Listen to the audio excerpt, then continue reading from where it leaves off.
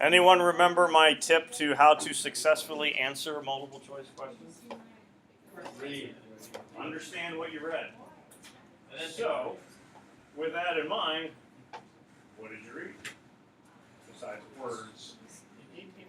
I knew that was going to be the next thing. I just assumed it was like about how it was like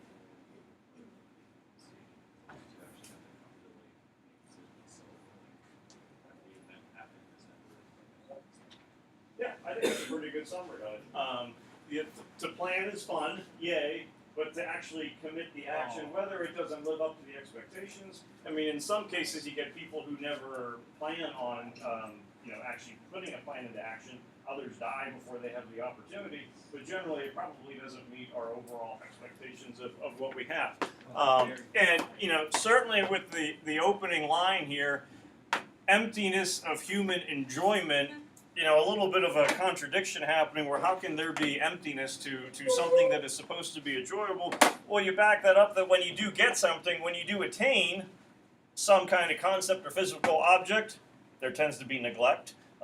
Possession gets followed by disgust, and then you have this remark from the Greek epigrammatist, which we're going, what does that word mean?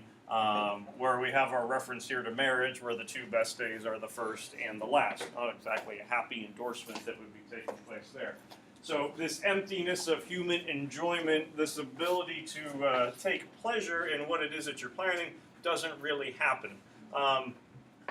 Jake's point certainly then really kind of starts to take place in here. Few moments are more pleasing than those in which the mind is concerting measures for a new undertaking. So kind of like your brainstorming taking place. And you can think about various classes or whatnot where you're talking about something or working on a project. Yes, this will be okay, this will be okay. And then you get to actually doing the project, the essay, or something along those lines and go, oh, not okay.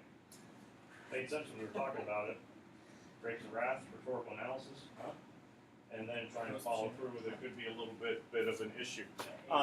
What would be some words that there could be question as to overall meaning? Like we have an epigrammatist getting mentioned. Elysian prospects gets mentioned in 17, which we have a question too. Since it is an older passage, there usually are going to be a few words that we might be a little shaky on. Any other terms that you were looking at and going, I don't know? I'm thinking there's at least two more in the passage for most people. At least. When they asked a question about 54. Elysian prospects. Well, yeah, that one they do ask the question about. I want to hold off on that one. Any other words? I mentioned, I think it was 54, because some folks for option A are unsure about strident. And then within the passage, usually we have some questions around line, where's it at? 12? Felicity. Something like that. Wow. Used to be a TV show on the WB back in the old days. That's now the CW. Felicity. Oh, yeah.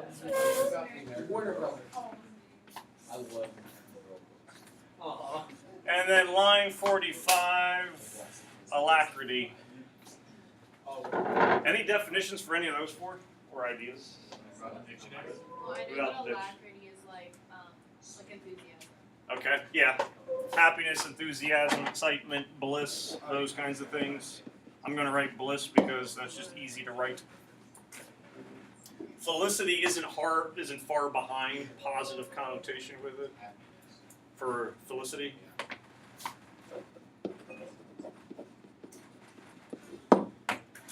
Anyone know the context of Elysian prospects? Since we do get a question with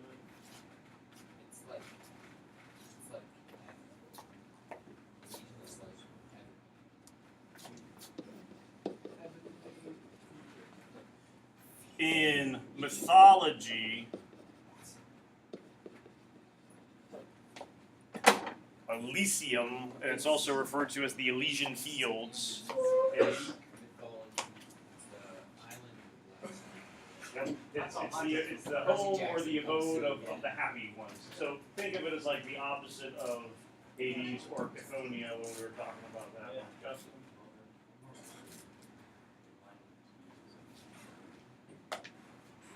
Hitherto? Okay. You're just on culture. Yes. And Sean will provide you with an accurate definition since he's the cultural. It hurts. It means yes. It's a typo. It's 3 words. It actually got put to no. It's like you didn't, like unexpected, like they weren't previously expected to have something. Yeah, hitherto would mean that there's an obvious relationship that should exist. So it was not hitherto foreseen within the context. It was not therefore expected to happen. Hitherto, if you do something, hitherto means that there is going to be a likely kind of cause and effect chain of reactions that would kind of start to happen with it. So not hitherto foreseen is going to mean it was completely unexpected. We never saw that coming. So when Sean gave us a meaningful definition for an obscure illusion, and we all looked at him like, really? That was, not hitherto foreseen. We did not see that one happening at all. Not that I don't see that it could happen, but yeah. Slide those things over. All right, 44. Impatient of, best interpreted as. We're going E. We're going to go do a first couple answers and then we'll go over them. So Allie was going E. It seemed like people were backing her up on that one. All right. How about 45? Second sentence implies which of the following conclusions? Hear a lot of C, D, B. Okay. Oh my goodness. And tell you what, let's do 46 since we're still looking in the same group of lines. I see this coming down to maybe 2. I said C. A. Is C the other one you were talking about? Or no? I was thinking a different one, but that's okay. I was thinking E would be one that folks might also mention, but. It doesn't really judge about stating that. All right, correct answer for 44 is absolutely E, unsatisfied with. And basically this is going to be a plug and play. Which one of those phrases or words, well in this case phrases, when you plug it in for impatient, best is going to work. 45, I'm starring this one in the sense that not that if you miss it, you're therefore going to fall apart on it, but I think this is one where as you're going through all the questions that I'm hoping the answer kind of starts to become a little bit more obvious as you go through. Anyone feel confident about theirs? I felt confident before I heard everyone else saying theirs. I said D. Okay. Ronald has the same answer as me, so I feel pretty Now confident. C is great. Wait, hold on. So we're looking at the second sentence. Attainment is followed by neglect, possession by disgust, and then we got the whole idea that a happy marriage is only, or the days of happiness is only going to be the first and the last. So ultimately, what's going to happen is you are never going to be in a situation where you are permanently happy. If you have something, you're going to eventually neglect it and then be upset. Disgust is going to follow possession, so you're not going to have that ultimate happiness that's going to be taking place. The remark of the Greek epigrammatist, and an epigram is simply like a short, clever, witty saying, so an epigrammatist is someone who is going to write them. Answer is cynical commentary. I said I thought there might be people going E, because first period put E, a lot of folks, not to throw them under the bus. I also put E, so therefore it must be right. And what I did with it, I think with the misreading of the question, the remark is best interpreted as which of the following, what would be the original intent of the Greek epigrammatist writing those things, not what was the reason of the writer including them into the paragraph. I was looking at why would Samuel Johnson include this, where he was kind of doing a little bit of maybe gentle humor with it, but it's cynical commentary that would be purposely coming from him as to what the original intent was of that line. So you folks didn't get tripped up with that one for the most part, it looks like, so well done. Let's see your Justin put E.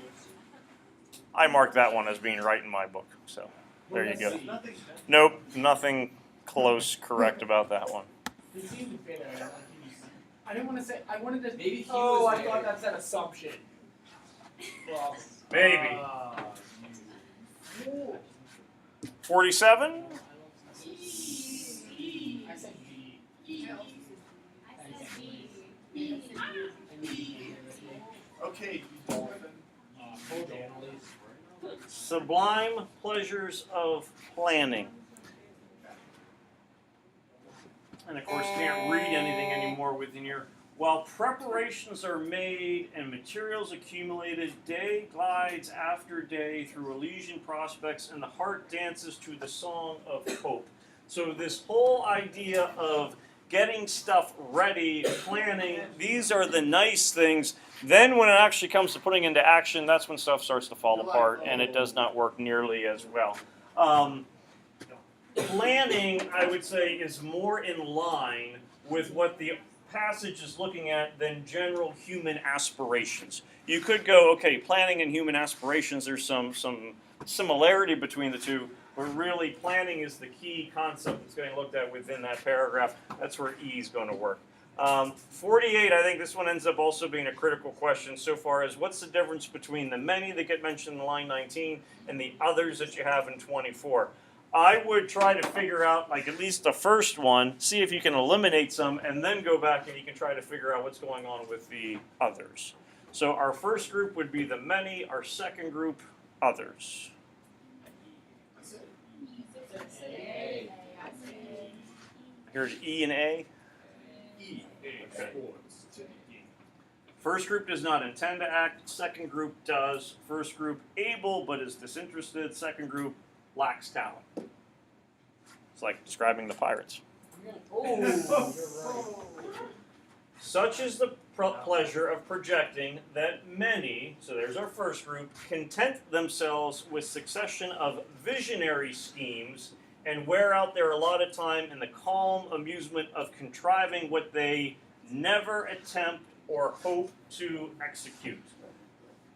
Never attempt or hope. That's going to be a key part for what our many group is.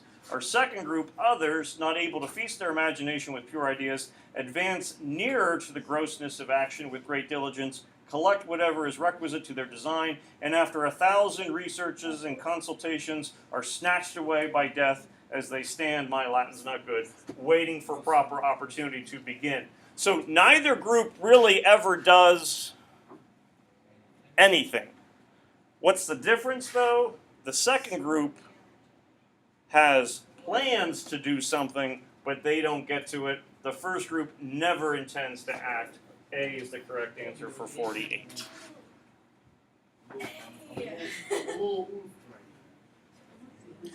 Does the explanation make sense, though, for... Well, what's the difference between able and disinterested and not intending to act?